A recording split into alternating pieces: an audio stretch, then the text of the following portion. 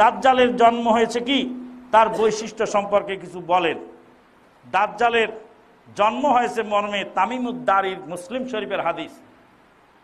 যাই হোক, বিষয়টি গায়েবী, এটা নিয়ে গবেষণা করে ঈমান হারানোর কোনো সুযোগ নেই।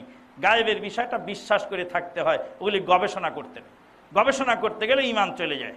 সারা দুনিয়া থেকে এসে দাজ্জাল কোথায় পেলাম না, তো দাজ্জাল নাই। জান্নাত জাহান্নাম খুঁজে পেলাম না, তো জান্নাত জাহান্নাম নাই। মেশিন লাগাই দিয়ে দেখলাম কবরে কোনো আযাব, বোঝা গেল না, তাহলে কবরে আযাব নাই। এইভাবে অনেক মানুষ নাস্তিক হয়ে যায় গবেষণা করতে করতে। ওই জন্য গায়েবী বিষয় গবেষণা করতে হয় না, ওটা ঈমান আনতে হয়। একটি মসজিদের সিঁড়ি